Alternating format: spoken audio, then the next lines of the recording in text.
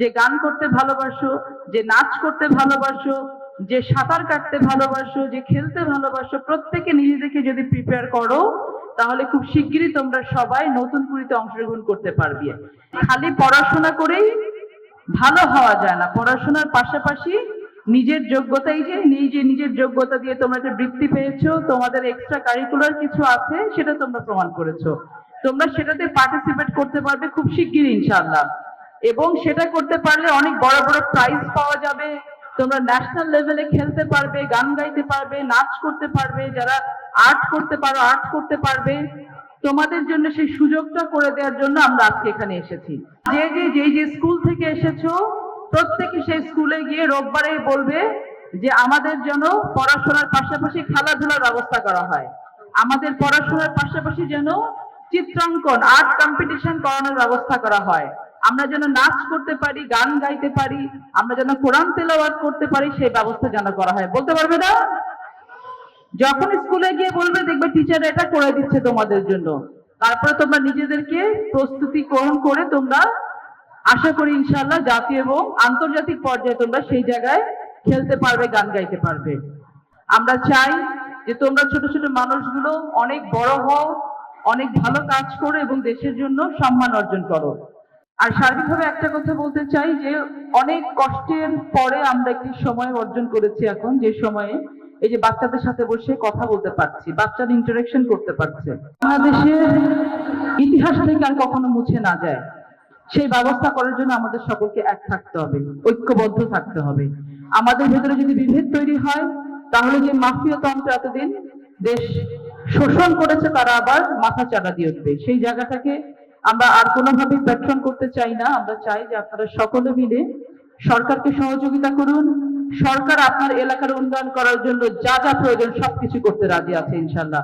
এখানে যে সমস্ত ছাত্রছাত্রীরা বিদ্যা অর্জন করছে বৃহত্তর কুষ্টিয়া জেলার পক্ষ থেকে, তাদেরকে শুধু সনদ পেয়ে খুশি নয়, তাদেরকে যেন আমরা কারিগরি শিক্ষা, কৃষি, নির্মাণ এবং বর্তমান প্রযুক্তি আধুনিকায়নের শিক্ষায় শিক্ষিত করতে পারি।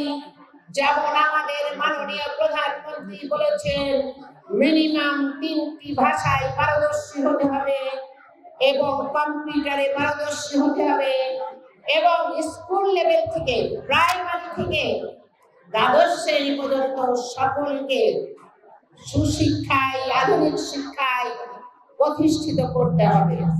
আমরা 17টি বছর হানি বা ঋণের নির্যাতিত এই এলাকাগুলো একেবারে দুমড়ে মুচড়ে প্রতিটি হাটকে ছিন্ন ভিন্ন করে রেখে গেছে।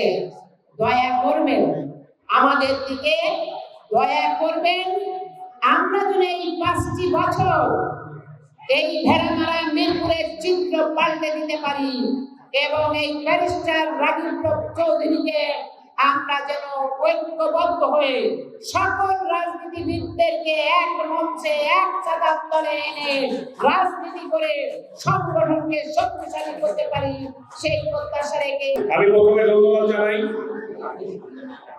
আমলা সদরপুর বৃত্তি ফাউন্ডেশনকে, কারণ এই ধরনের সংগঠন আমি মনে করি প্রত্যেক ইউনিয়নে হওয়া উচিত, যাতে ব্যক্তিগত পর্যায়ে ছাত্রছাত্রীদেরকে উৎসাহ দেওয়ার জন্য এ ধরনের বৃত্তি প্রদান খুবই উৎসাহ ব্যঞ্জক। কারণ আর্থিক বিষয়টা বড় না, একজন ছাত্র বা ছাত্রী যখন কোনো বৃত্তি পায় তার পড়াশোনার মধ্যে তার একটা উৎসাহ আসে।